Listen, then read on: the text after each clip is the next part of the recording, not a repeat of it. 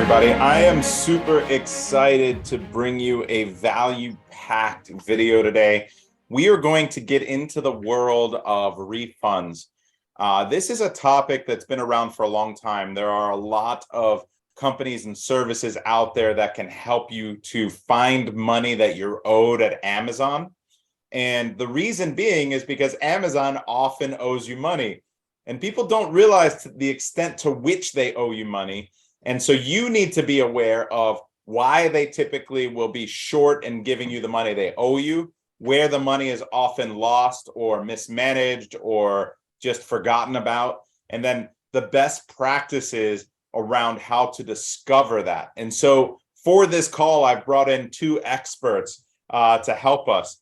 And Loree has been in the business for a long time and created a software to help some of the largest brands in the world who sell on Amazon through what you call 1P. That means that they sell wholesale to Amazon. Amazon will place a large order, and then when you see ships and sold by Amazon, then those are the companies that are basically selling directly to Amazon, and then Amazon manages everything. When you see ships sold by Amazon, but ships by Amazon, but sold by a different brand, then that's what we call 3P. That's typically how most third-party sellers sell on Amazon with FBA. So what we're going to discuss are some of the differences between how Amazon loses money in 1P and 3P, and then that way you have visibility as either a 3P or 1P seller to make sure you're digging in and really looking at it. And then at the end, we're going to have a really special offer for everybody watching on getting a free audit to see if any money is out there. So even if you're using another service, looking at it yourself, training your team, I can guarantee you that there's probably a stone that you haven't uncovered to go look for additional funds. So we're going to go through this practice today of interviewing an expert and building up our knowledge so that we can find all the money that we're owed. So Lee, thank you so much. And Justin, as the CEO of Carbon6, thank you for joining us. I know that you've got a lot of experience and really been digging into this space, specifically the refund space recently. So thank you for joining us, guys.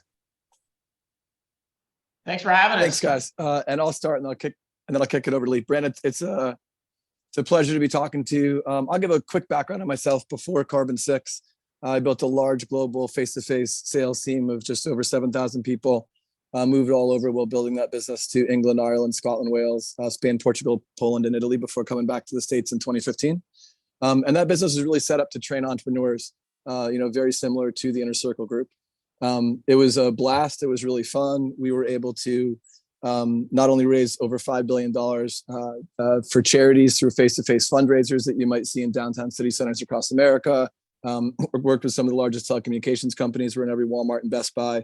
Those sales reps selling internet and TV in the electronics section. But it was a cool way to see the world, and was on that mission for 18 years. And that business became passive to me when COVID started. My family and I decided to move down to Puerto Rico, and my initial plans were just kind of take it easy and kind of do an early retirement thing. And I moved down to this neighborhood called Dorado Beach down here in Puerto Rico. And one thing I noticed when I first got here was there were very few people that were younger than us in the neighborhood. As I got to know these people, they were all Amazon sellers, interestingly. There was a guy named Kevin Tobias who had a large exit in supplements. There was Brendan Morris, who lives a 4-minute golf cart ride that way. There was a guy named Bo who had made his first million selling socks on the internet at 22. And it was fascinating. It was not a space that I understood. As an investor, this is... Oh, you broke up just a little bit. Yeah, I think we lost Justin. Yeah, we may have lost Justin here. That's the nature of I living actually in Puerto know Rico. Kevin from MDS, and now he's bounced between Miami, where I'm at, and back and forth. And I raced his. He likes to take all of his vehicles and wrap them in gold, shiny foil wrap. And so he's got like a Hummer, he's got a big Mercedes that's expensive, he's got a Lambo, and he's got them all gold. And then he likes to take pictures in front of them and spend his money in different ways. And so I actually raced him with my Tesla and smoked him. Took video of it. It's pretty funny. Yeah, so actually Justin's got a wrapped Tesla. that we were in just this week in Puerto Rico, and I think he got it from him. I think he bought it from him. He has a wrapped Tesla too, and I think he may have even bought it after I beat him because he wanted to also race one. No, it's really funny. So I didn't know that Justin had bought it from him. I believe that's what it was. I heard that sort of rumbling, and forgive me, I'm bouncing in and out of mute because I've got someone who is using a blower about 6 feet from my desk at the moment. We can't hear it at all. No worries. Oh, you good? Okay, good. Then I'll keep going. But yeah, as of course you started to talk and direct to me, literally they turned the corner and started blowing at the window next to my office. Of course. And they'll just sit out there just like looking at you while they're doing it. For too. sure. They're not They're even gonna be doing there for anything. the entire They'll just hour. sit out there and just look at you, and then because they know you're on a call. Were you trying to do something? I'm sorry to interrupt you. Sorry, not sorry. So Exactly. what we can do is while we're waiting for Justin to come back, maybe Sure. we can hear more about your background. Absolutely. So yeah, so thanks for having me. I started this business with my partner Rob. I'm in Atlanta, and my partner that started Seller Investigators with lives in the Hudson Valley. We started it kind of, as typical entrepreneurs do. It was something that came out of a situation that we needed it, and we became aware of the space about 6+ years ago. And we thought we could build it. Rob actually had some technical introductions that he was able to make to build the platform. And ultimately, and we'll get into this a little later, I'm sure, but we see people that do this for themselves internally, for example. And it's very difficult to do that in a business that has any real velocity. I mean, a small business that has maybe 1 or 2 ASINs is manageable to keep track of. But as you get scale and you have a lot of things going on in your business and things coming in and out, shipments, whatever else, it becomes very complex to really understand exactly where there are errors unless you tie into the API and ingest the data and run it through an algorithm. And so we built that as a proprietary piece of software, and basically, had like a light bulb event when we realized just how much money we were both missing in our stores. And so, that was when we realized that, there's something here. It's really hard to do internally. And at the time, there really wasn't a ton of competition in the space. It was pretty early in it. And so we just basically started going out and selling it and helping people. And it's sadly in one hand, but, opportunistic for me. And that this affects pretty much every seller. You can be big, small, whatever ASIN category. At the end of the day, Amazon has so much inbound volume into their warehouses and so much outbound volume in the warehouses and so much movement of material intra warehouses that they have to look at it as it's not going to be perfect. And, that's just the nature of business. Is you have to sort of accept that there are going to be some examples where it's not going to be perfect. And, they do that. Let me clarify there as well. I think it's super important to make the note. Amazon's not doing this on purpose. I don't believe they are. I don't believe they are. It is not. It works out to be about 1% of net sales across the platform. And, in terms of sellers, we've got, 1,000+ sellers on our platform. And we see that number stand up pretty consistently. I believe that if you were in traditional retail, you'd have shrinkage. And, that's always been the way retail's been. There's always been a kind of a 2% allowance. And Amazon is better than that, but they're not perfect. And they will give you the money back if you fight for it. And they want you to fight for it a little bit, because if you don't, they get to keep it. And I think they've probably done enough modeling to be like, well, why would we give it back? We might as well keep it. And if you get someone either internally in your own business to advocate, you might get 40, 50 cents back on the dollar. But, you need to be, if you are a seller, and you alluded earlier, we're focusing on 3P. We have a sister company that does 1P, and we'll talk about the differences as we go. But if you're not doing this, Amazon is keeping money from you. This is a category you cannot pretend is not there. Yeah, 100%. I will say that like the process people should go through is maybe as they grow, they've got like the low-hanging fruit that they can keep an eye on themselves, and then go to a service that charges a smaller percentage, and then maybe to another service. But the more services you use, the more you might be cleaning up that extra 5% that they missed, or the 10% that they missed, and just keep going at it. It takes work. And then at some point you have to realize, is the juice worth the squeeze? How much time are you spending on it? For sure. But like in our business, for example, in the refund space, Amazon used to have businesses that routinely had 50% margins in them, FBA sellers. those days are over. Nobody has that anymore. So, we're now working in a world where most are, pretty happy with being able to squeeze a 20% margin out. And that's still not a bad business. But if we find you 1% of net sales, it's like finding 5 points of EBITDA, 20 into 100. So, that's a lot. Now we take a finder's fee when we're successful and you get monies back, and that dollar has been deposited back into the account tied to your FBA account. You get 100% of it. So even if we do the work and you're doing it internally, we built it such that it's cost effective for you to outsource this and use your labor that would otherwise do it to do something else in your business that's forward facing. There are very few things you can do in an Amazon store where you find 5 points of EBITDA for basically doing a pretty quick sign up.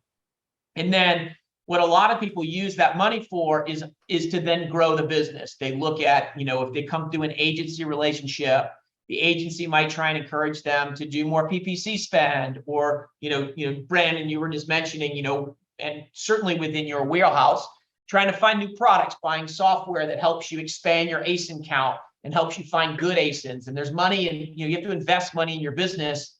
And if your business doesn't have a lot of money of free cash flow, our refund business can really offer you quite a bit of money, for that. And what's really attractive about this space is that when you first sign up for our service, or if, again, you can do this yourself, we encourage people not to do that because they just tend not to be very successful. But regardless, anyone who's trying to go after refunds can go back as much as 9 months for inventory issues that relate to inbound shipments, and 18 months on where it's lost and damaged. So typically when we audit an account and they become a client, in the first 30 to 45 days, a fair amount of money rolls into the business that was sort of unexpected and then goes into kind of a maintenance situation. So you get a big pop initially, which makes people, feel good about the service.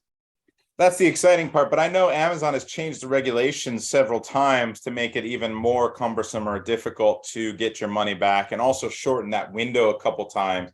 And different types of refunds have different windows. Can you guys talk to that as well? Maybe about the different ways people start, like Amazon loses the money, and then what the window is for each?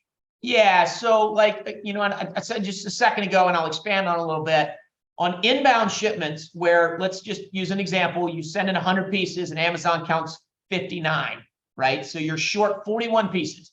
You have 9 months to lay claim to that money, or you lose it. You cannot fight it anymore. It doesn't matter. If they run it over with a forklift and you have 2 pieces fall off and become unsellable, you have 18 months to go after that.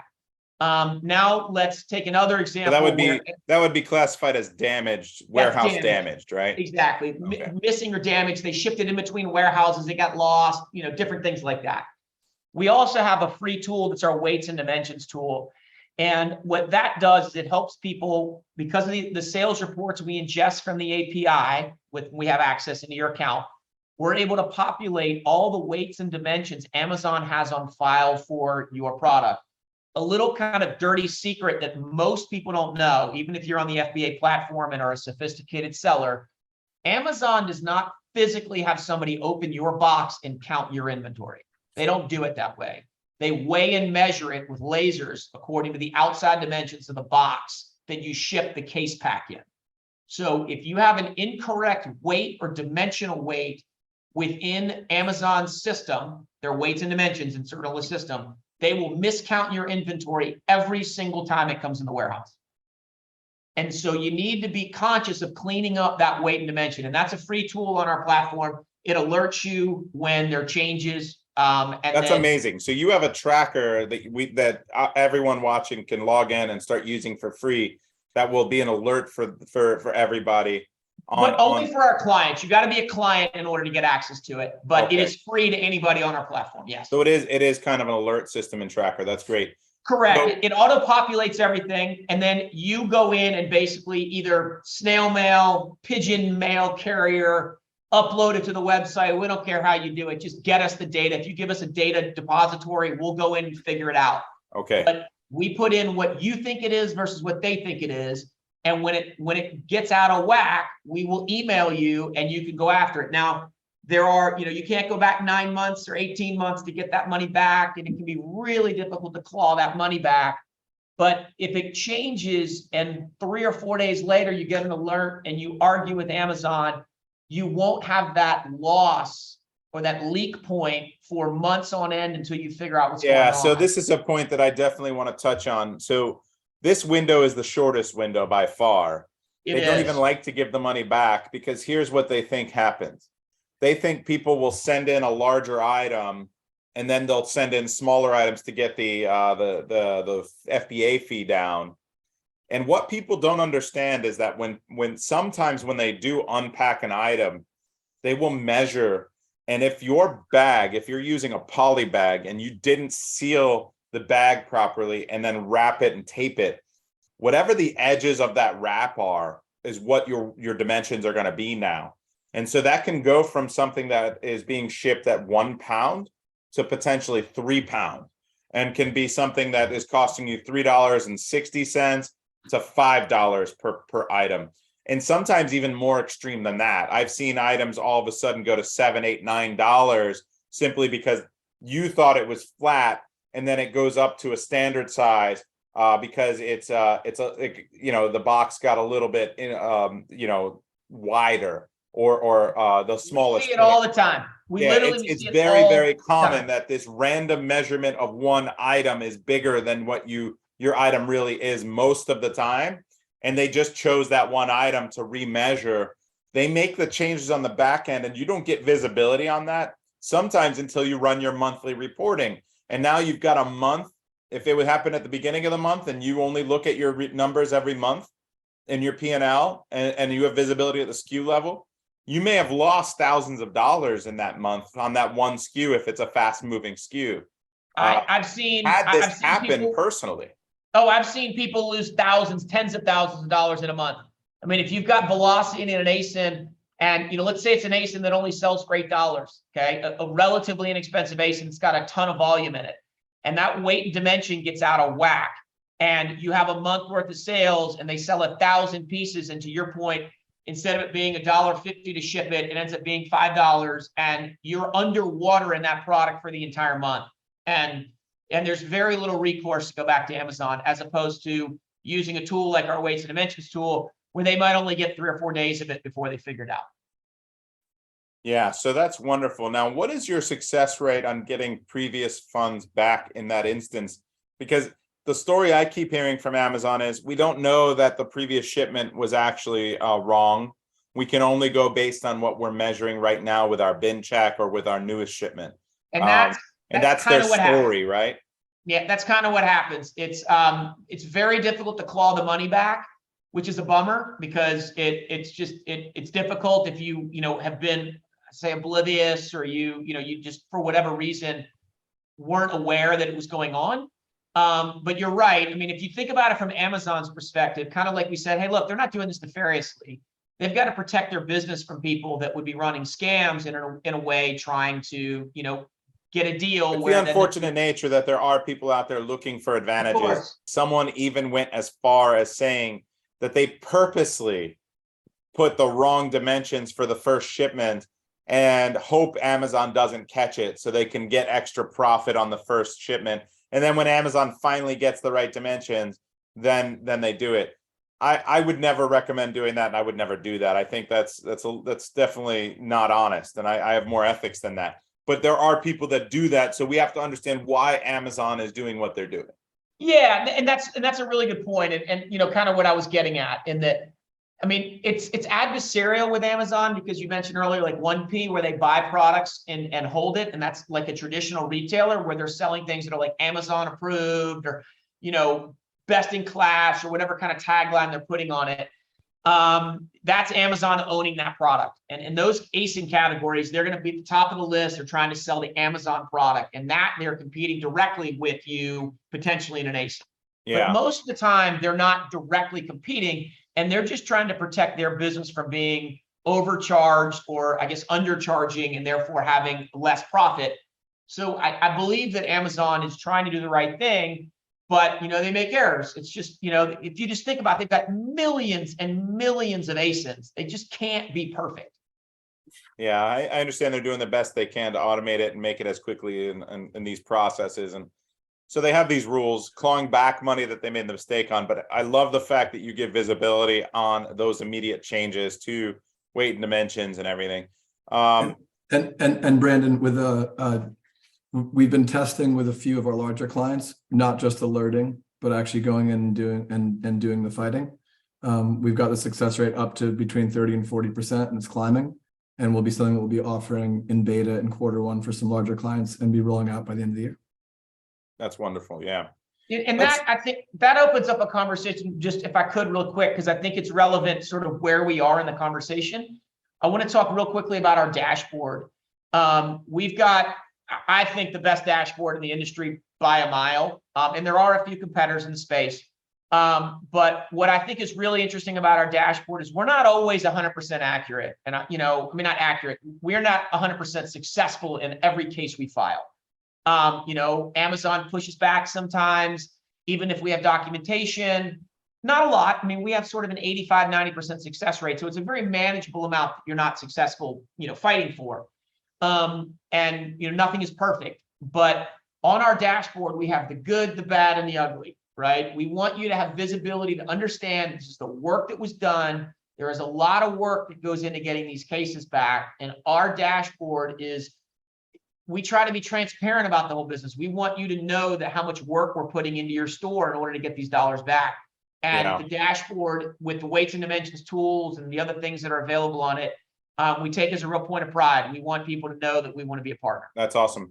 Let me take the story back a little bit because I want to hear more. Justin was before you dropped off, you were kind of giving us the background, and when you dropped off, moving to Puerto Rico, and I actually know Kevin. He's a friend from MDS, and then is back and forth from Miami here. So we've hung out a bunch of times.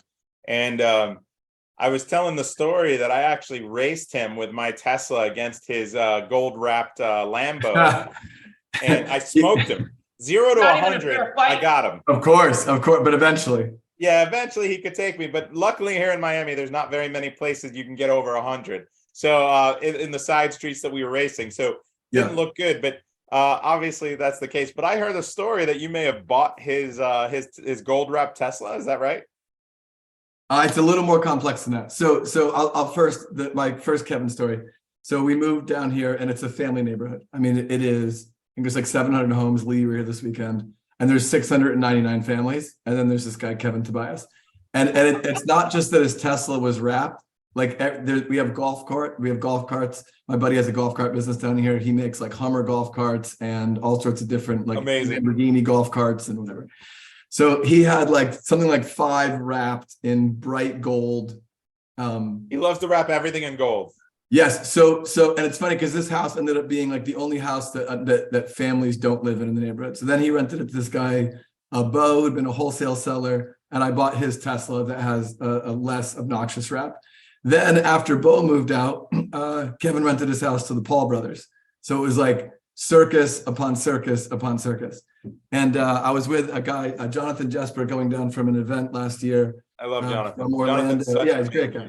Yeah. So we're driving down from Orlando to Miami, and I hadn't actually, spent too much time with Kevin, but I met him, asking Jonathan how he got in the business, and he talked about how helpful Kevin was. He talked to him after a conference, and Kevin said, hey, here's the playbook of what I would do in this supplement, and he went and did it, and the rest was history for him.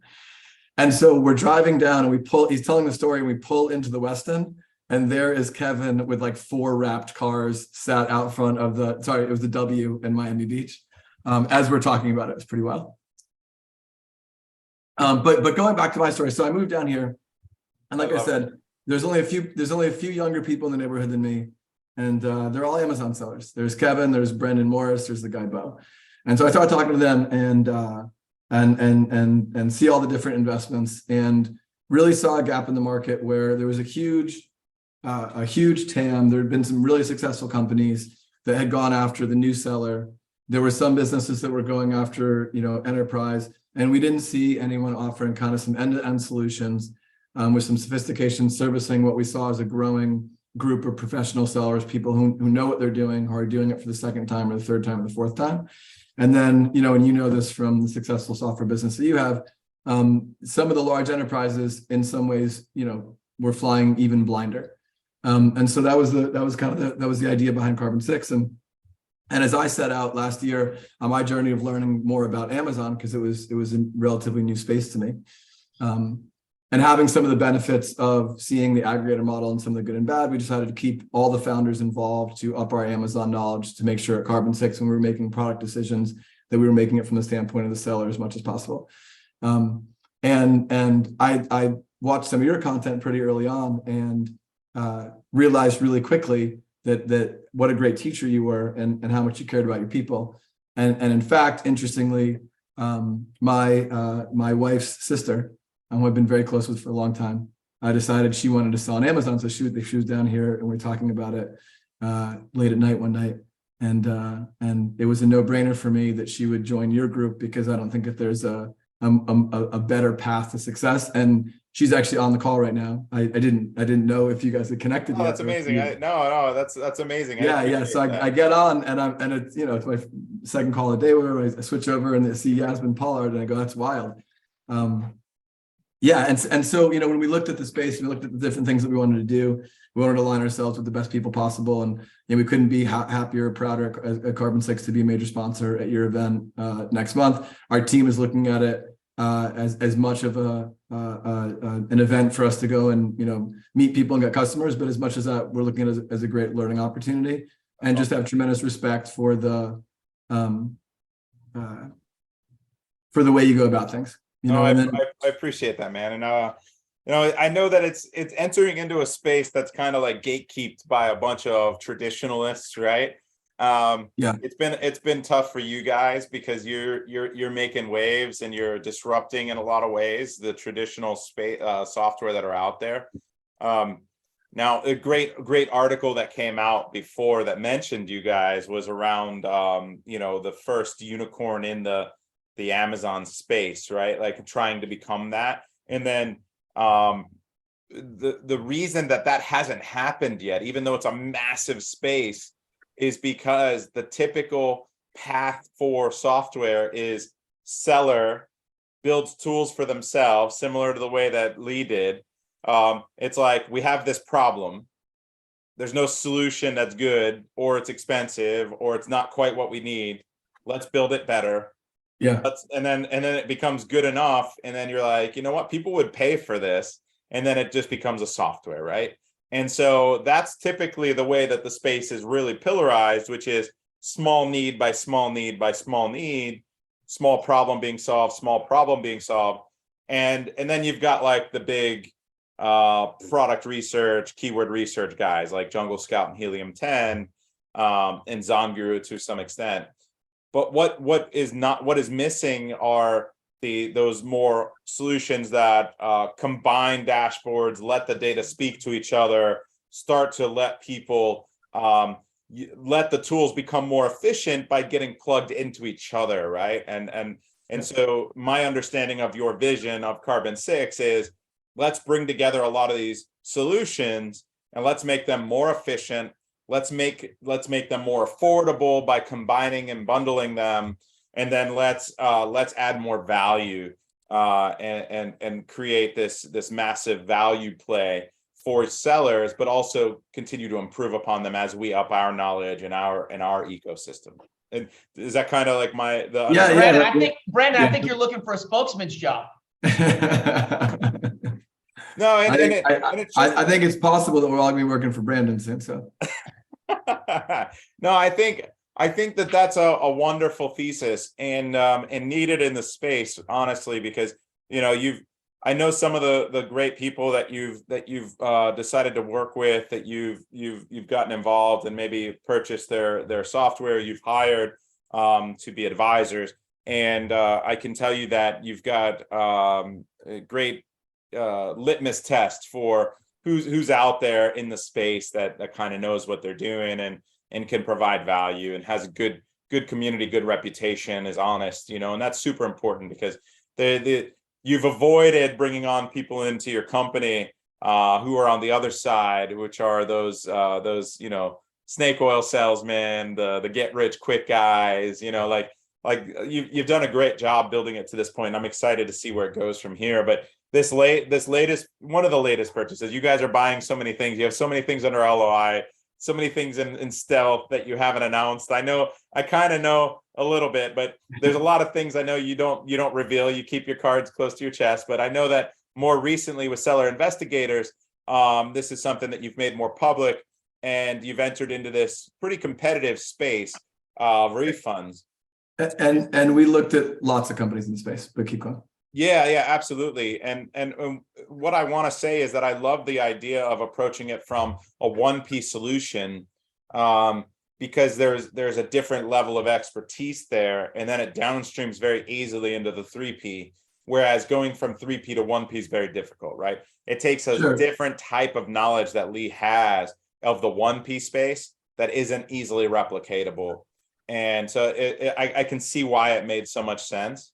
Yeah, I want to do. I want to clarify one thing, but keep going. Yeah, go ahead. So they're actually sister companies. So there's Seller Investigators and there's ChargeGuard, and they handle 3P and 1P respectively. Oh, okay. So I was a little okay. I understand. But they built the companies together. It's everything you're saying is correct. Okay. Yeah, they built the companies together. But you got different brands for them. Different brands. Right. Okay, great. Yeah. So I want to hear more about Lee's background. I know that you said that you built this out of necessity. So 6-7 years ago. What were you doing like right before you started selling on Amazon?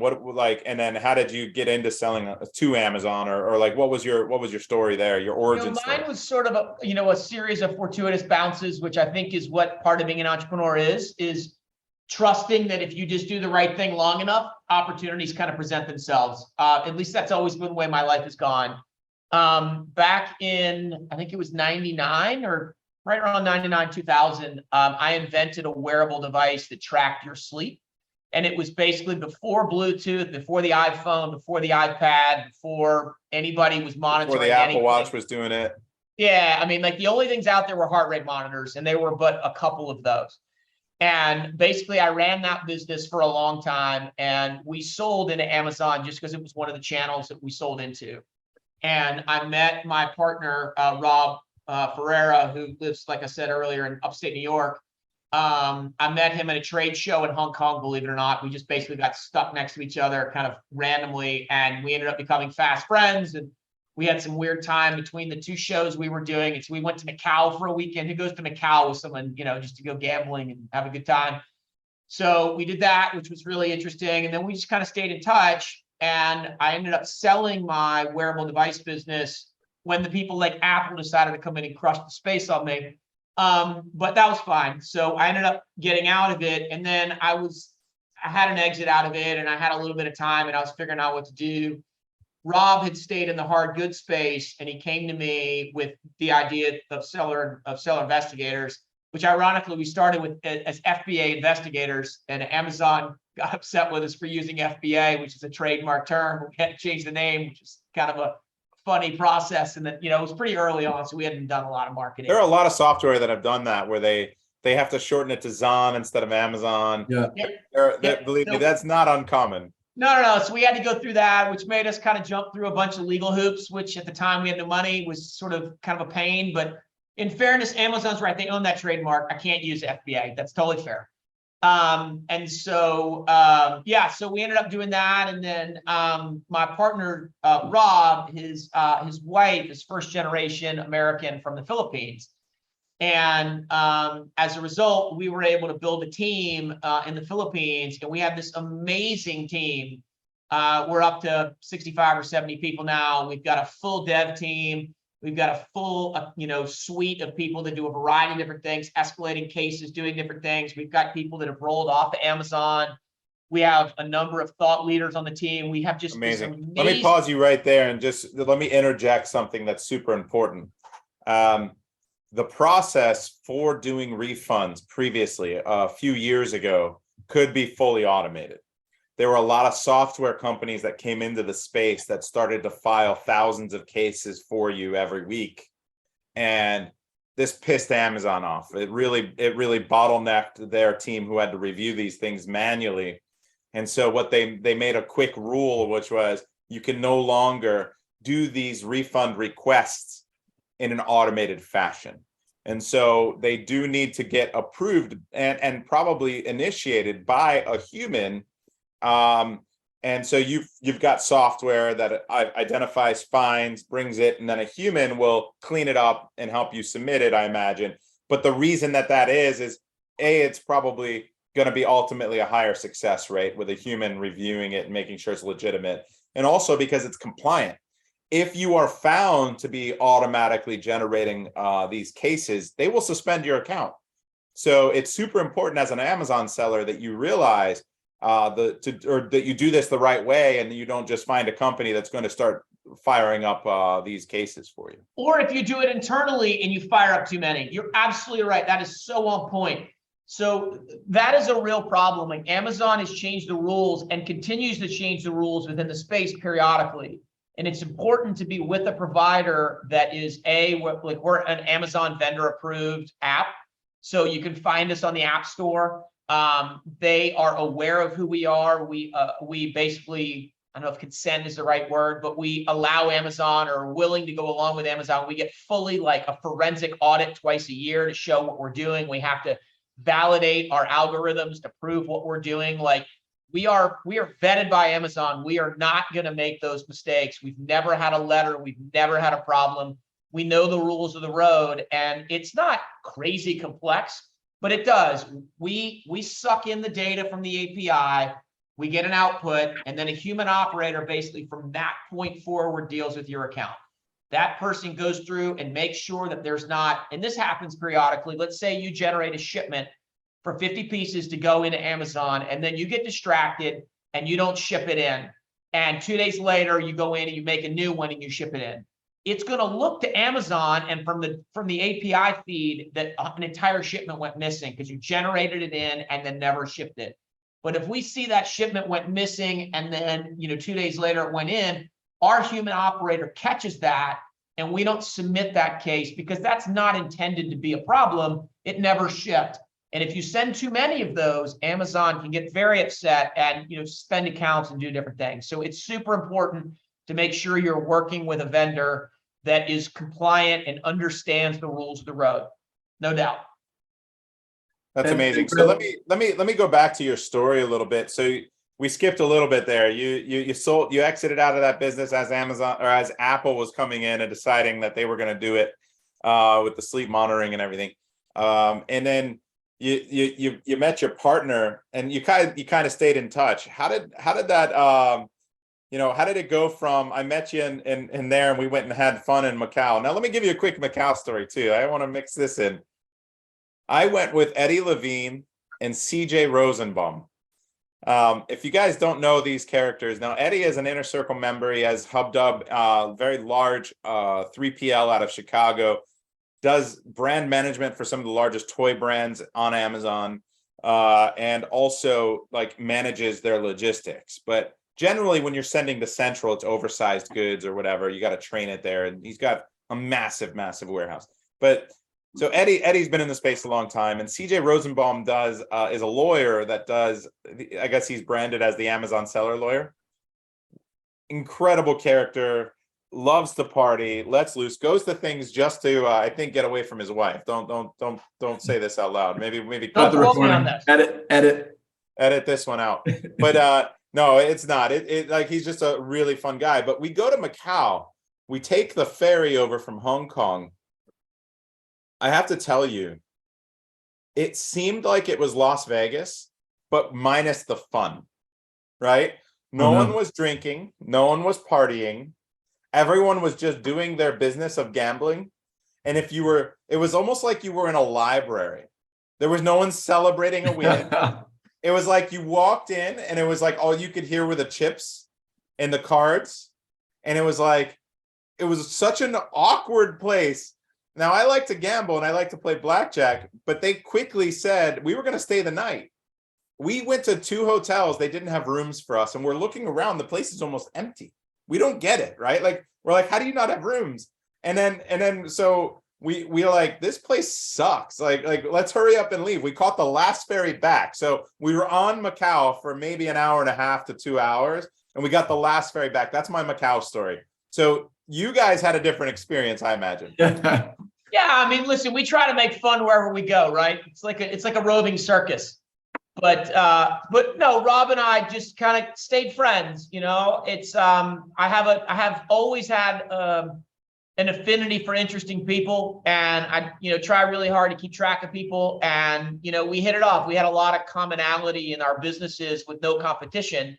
And then once I sold my business and I was figuring out what my next thing looked like, you know, I reached out to a variety of different people and just said, hey, look, you know, I sold this. I'm trying to figure out what's next. If something comes up, let me know.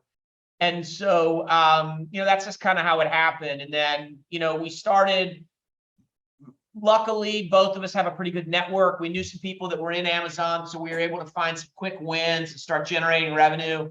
And it's funny because I remember now, just as we're sitting here talking, our first month, we did like $2,000 in revenue. And we were like, we're on the road. Here we go. That's such a great experience, though, as an entrepreneur. Is when you want, like 2,000 now doesn't seem like a lot for anyone, right? But I remember as an Amazon seller, our first, you know, sending in our first shipment, just packing our first box ourselves in our living room and sending it in, and then seeing that first like $17.99 sale or $24.99 sale, and getting elated, like, holy shit, this works, right? Like, this is a thing. And so, yeah, it's those small victories that really are rewarding as an entrepreneur. Yeah, I mean, I think as an entrepreneur, I mean, I have this, you know, I have people ask me this sort of advice. It's way off point of the call here, but I had people ask me, you know, I want to make $1 million. Like, well, that's a wish. It's not a plan. Being an entrepreneur is about the journey, the arc of starting at zero. I mean, at zero, and growing it from there. And I mean, I haven't thought about that $2,000 a month in I don't know how long, years, until just here, but it seemed on point. And, you know, we are now doing, you know, dramatically more than that now, but it didn't start in a vacuum. Now as a successful business, you have to start small and work hard at it in the dark with nobody looking until it becomes big enough for a guy like Justin to come along and be like, oh, that looks interesting. I can take that business, plug it into Carbon 6, and I can take your 150% annual growth rate and I can make it 900%. So I hope you've built the systems internally to catch up. And that's pretty much what it's been like since September. So I am thrilled with all of the stuff that's going on with Carbon 6. Our team has just been blown away by. I remember meeting your partner in Miami. You didn't make it to the party, did you? The Q4 kickoff? Oh, I'm sorry. Was that to me or was that to Justin? Rob was at Q4 kickoff, right? I was there. there. You were there. And I saw, I saw Rob had to leave early. And I forget where we were when you did your pitch to the group. We had the people in like the dojo, whatever. Oh, and the I thought your thing was interesting. The way you talked about your Carlos's dance studio in Miami for Wizards of Amazon. Yeah, that was Wizards of Amazon. Yeah, I thought it was great. You know, and you came in right after Tim or right before Tim, and you guys obviously hit it off. Like, it was great. I was very impressed by your messaging. No, that's great. I'm sorry. I wish we had spent more time, but let's move on to more on the refund side. Let's get into some lessons for people watching. What would you say the lowest hanging fruit right now? Someone as like, they might already be using a refund service. They might be doing it themselves. But like, what is the lowest hanging fruit that they can go and review? And then the second question, I know you got to run shortly. The second question is, what is the paperwork trail people should put into place? What are the systems and processes people should put into place to make sure that these refunds go smoothly in the future? Because I know as entrepreneurs, not all of us are very methodical with keeping track of every receipt, every purchase order, every shipment. And then so it's very difficult sometimes to fulfill the request that Amazon will give you for a list of things. So can you give us what that typical list looks like? And then what is the lowest hanging fruit? Yeah, so I'll start with the lowest hanging fruit and sort of our thesis for what we do when we try to talk to people. They kind of fall into a couple of buckets as a seller. One, they're unaware of the space, which is becoming fewer and fewer people because it is something that lots of people hear about. We would look into as like a virgin account, and we would say, look, we'll probably find about 1%. Like, you need to be doing this. So that's one example of a client. Another, or potential client. Another example would be they do it in-house. And that in-house person I alluded to before, they typically run, 40 to 50% of what they're successful getting back, but they have the cost of the labor to do that because they can't submit them digitally either. They've got to go in, and that person doesn't have an API pull. So they're going in manually. That's an amazing point, first of all, right? Like, a lot of people while running a business will often overlook like the cost benefit and the alternative cost. So it's like, yes, you can do it yourself, but what is the cost to do it yourself? And then not just from the money you don't get back because you're not an expert. You don't have the processes, the systems, the software that you've spent a ton of money, millions of dollars developing, right? You don't have the experts that are at a high level. And even if you do, you have to pay that person, right? Like, so there's always an alternative cost, whether time and money or both, that you need to think about when thinking I can do it myself. And so, a lot of people miss that. What we love in that scenario is we say, look, we have a free audit. There's no obligation. You can tell us at the end of it that you want to move on, but we will show you where you're deficient. And we're not trying to make people lose their jobs. We're just trying to show you that like that person should do something else in your business. Like that is not an efficient use of their time. The third type of client is working with a competitor. And we say the same thing. We have a great mousetrap. We love the way our software works. We love the way our team digs in. We chase the smallest refunds that are on your system. We don't care. If you're owed $1, we will argue for it. And the reason we do that is we lose money when we go way down market in terms of the dollar amount on the platform that we're getting back. So when you have one unit that got damaged and it was, for $3, most, if not all people make a business decision to say that's not worth going after. We think you're entitled to that money, even if we're only going to get back like 65 cents. We're going to lose money on that case, but we're going to file it anyway because we think it's important that as a partner that you get every single dollar you can get back. That's an amazing distinction as well, is that I know that some people as business owners will often make the decision, again, the juice isn't worth the squeeze, but you're going to go down further than some of the competitors, you're saying, with regards to the amount that you'll file for? Nobody else does it. It's because it's not profitable. We do it anyway because it's the right thing to do. Yeah, that's pretty amazing. Brandon, oftentimes the audits reveal lots of tiny cases that add up to a lot of money. Okay. Are you able to group those into one case or in a way that makes it more efficient? No, we have access into Amazon. We get those cases back pretty quick just by the nature of it. But let me finish your two-part question because I've got to jump here. Forgive me, I've got a call I got to get on. I can't get away from. The next thing is, you mentioned this, it's super important to have a standard operating procedure or an SOP in place. When you ship inventory, the only time we ever need documentation for refunds, or anybody for that matter, is on inbound shipments. When you ship something to Amazon, you have 9 months to go after that money, or hiring a service like ourselves. It is super important when you ship into Amazon, you keep the POD, the labels, the proof of delivery, whatever documentation you can come up with for every single shipment. Stick it on a computer and just stick it in a file. You never have to look at it again. You have the material. If you ship it by one of the main characters, after 30 days, they purge their system of the history. If you don't have the documentation in your hands, we cannot help you. So your SOP should be, you create the system through a major carrier, you download it and you stick it in a folder. You should have the purchase order, or the proof of delivery, the actual shipping documents. What other documents? Whatever you have that went in the box or proves what the box had in it, stick it in a place so that when we ask for it and say, look, on XYZ shipment, they owe you $1,800. Do you have the documentation? And it's sad, we have millions of dollars a year, millions on our platform that we don't go after. I've personally missed out on tens of thousands that have been owed to me because I couldn't track down the paperwork from my team in order to submit. And it was frustrating to me. And so internally, I had to tell them, these things need to be saved in a way that when this is requested, it's easily findable.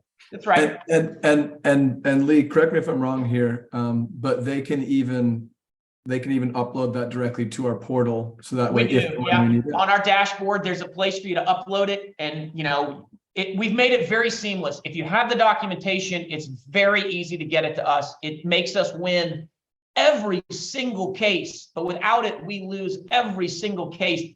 The bifurcation of having the documentation, I cannot be more clear. You need to have the documentation. It is super important. That's one of the biggest takeaways I wanted to come out of this call was, so the inbound shipping, what percentage of all total losses are usually from shipping inbound versus lost damage at warehouse? Yeah, I mean, it depends, but upwards of 50% is typical. So about half from there. About So that's half. a significant amount. Yeah. Now, lost damage, shipping, what's another way they lose?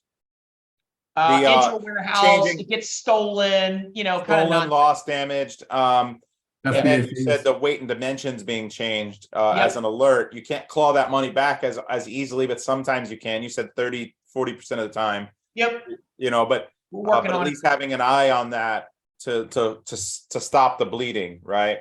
But you see this adds up. All these little things are leak points. They happen all around you in your business. 100%. And if you're not paying attention, or you don't have a company that's like us, literally manning the oars every day. Yeah. And we're in every account we have at least once a week. To add on to what Lee's saying, like I think as we're coming at this from a 1P and 3P strategy, 1P is a whole different can of worms. This is human interaction with people at Amazon. It's a different scale of money. It can be 5% of sales. It's a longer look back. It can be Hey, 5%. Justin, let me cut you off real quick. I gotta go. I don't want to be rude to the people that I've got this phone call with. It's a sales call. I've tried to kill two birds with one stone. So Thanks, Lee. Brandon, it was great to see you. I very much enjoyed it. Hopefully, Yeah, we Lee, take care, man. here before too long. Justin, I'll talk to you soon. Thank you so much. Nice talking to everybody. I appreciate the time. Yeah, take care. Brendan, and I can't speak to what every other competitor's access would be, but the lines of communication that we have because we're already negotiating hundreds of cases on 1P at all points in time, those lines of communication have become very helpful dealing with sticky situations, including weights and dimensions on the 3P side. Yeah, that makes sense, right? Like the more you build up your network and the more that you, it's going to be helpful across your entire business. So what I always say, I was very transparent with you as well. And what I always want is that for my members, for my students, for people that we deal with and that we teach, that we are always providing the most value possible. Now, I don't recommend just using a free service like Helium 10s or doing it internally where it costs you and you might be doing it and saving some money, because you're going to leave money on the table. And I don't recommend even necessarily just using seller investigators, right? Because that again, you might be losing something. But what my recommendation would be, and the most efficient way for your business might be, use a free service. They're going to catch 10, 20, 30%. Use internal, maybe you catch another 10, 20%, right? So like he was saying, you might get up to 40 or 50%. If that's worth the squeeze, if it's worth the money, think about your alternative costs, managing that person, hiring, paying, doing that thing, right? What is the cost of that? Then use someone like you with the lower rate. Now it's 20%. And then maybe use another service that might charge you 25%. And so if you go in order and then and make sure you're not duplicating cases, right? Like on the same things that you've already failed on. Amazon doesn't like that. But if you manage this efficiently, you should get back close to 80-90% of the money owed to you. But keep 100% correct. Yeah. Go in that order, make it as profitable for you to do it, but plug in this solution at this spot for you to get that extra 40, 50, 60% that they can get you back. Because that's just money that you wouldn't have had anyway. That is just, Amazon's just going to keep it. They don't need the money. You do. Right? Totally agree. Yep. And I'll send over the offer code. I think just starting is we like to do an audit and then we'll get on with you. And yeah, we'll the free audit is super. And if nothing, you get an education. Yeah. And to kind of reiterate some of the points we've gone throughout the call, to wrap it up, our job is, we have a bunch of other conversations that we want to have. We have a bunch of other softwares. We look at reimbursements, not as a loss leader, but we can throw a lot of human capital at the problem, and we can come down in price because it's not our only line of business. So we're excited to do an audit, and then get on with you or meet you at Camp Ecom or communicate however, because there's a bunch of conversations that we plan on having with people over time. And this is an easy, high value way, no obligation, doesn't cost anything way for us to build a relationship. 100%. I think that the fact that you open up, you can make all of these other software solutions that people may need as their software stack more accessible, and be able to make it more efficient by lowering the cost, right? It's a win-win. I love the thesis of what you guys do. This is another entry point for you to build a relationship, to help people get money back, to help them, but then to expose them to the other great tools that you've been developing and building as well. So, dude, Appreciate it, Brandon. yeah, man. Well, thank you for coming Congratulations. on. Let's open it up. Let's open it up. I don't know how much time you got. If you got 10 minutes for We questions. can go. All right, let's do it. If you have a question, there aren't a ton of people live, but anyone that is live that wants to ask about refunds, the process, what to look for, some of the way cases are filed, paperwork, or just talk to Justin about Carbon 6, entrepreneurship, software, sales, anything that, or just any questions, go ahead and raise your hand or unmute and fire away. I see Abe's on the call. Abe, I'm going to call you out. You usually have an opinion on things, and plus you have a lot of clients. Oh, do I have to give permission? No, I can unmute. Sorry, I'm in without micro camera because I'm fighting a nasty head cold. Oh, no worries. Yeah. You don't have the stash built out today because of the cold? No, it's pointing straight down today. Oh, okay. It's I wouldn't want to see it that. anyway. Don't ruin the image you've been working so hard to build up. No, you got the first-hand view of last week. So you have a ton of clients, and you mostly work on the ad side for them, but how much experience do you have on the refund side, or helping them find money, or seeing experience talking to them about this? Do you ever talk to them about this side of it? Yeah, so I've been having this discussion with my own clients over the past few weeks, maybe the past 6 weeks. And, specifically for seller investigations, we've been doing sort of that same discussion. And the thing that I'm finding out, which is super interesting, is you might want to take a poll of the people who are in this room and ask who is using a solution already. I was shocked to find out how many 7 and 8 figure sellers literally don't do anything with regards to finding those funds. It's literally like they didn't know that there is such a thing as Amazon making mistakes in the money that's due to them. Yeah. Less than 12% of I have guys doing GMV, I have less clients. than 12% of GMV has the service at all. Yeah, I have clients doing $6 million, $12 million, $15 million a year, and they literally did not know that Amazon makes mistakes. They thought the only mistake that might happen is inbound shipping, that they have to check the quantities, and except for that, everything else is literally 100% accurate, and they just need to concentrate on the other stuff. So a big part of the education is knowing that mistakes happen, as opposed to anything else. That's the biggest hump I'm finding. Yeah, so that's really surprising, the statistic that you just put out there, Justin. I hope the percentage is much higher in the inner circle because we talk about these issues. I mean, so let's say it's 2% of gross sales as a number. It can be 1, 2, 3, somewhere in there. Let's say it's 2. And your margin is 20%. It's 10. It's not an insignificant. It's 10%. You could add 10% to your EBITDA just through that. Incredible. Oh yeah. Yeah, that's and then you're talking, okay, let's do the math for someone. You add 10% to your EBITDA and you're selling at a 5x multiple down the road for an exit.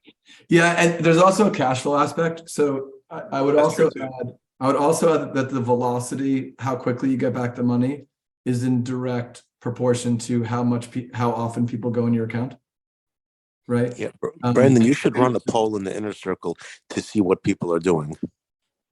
Yeah, for sure. I that's a very interesting poll that I'll definitely run. But So I think start with the free audit that you guys provide, right? Is step one, and step two would be, like just to get visibility on it and improve your processes around getting back the money that's owed to you. I think they feel like it's an expensive service, but they don't realize like if they're paying out, it means that they got money, right? Yeah.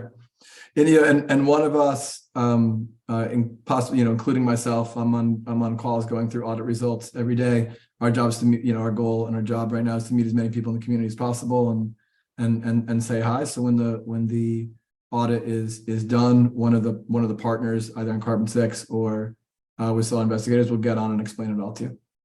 Amazing. That's I can't say more about it. So how do they you'll send me the link to have people sign up for the audit, and then for the additional savings, instead of 25, it'll be 20% for Seller Systems members. I'm looking forward to seeing you in January, man. I mean, happy You too, holiday. man. Thank you for jumping on. Appreciate it. Have a great day.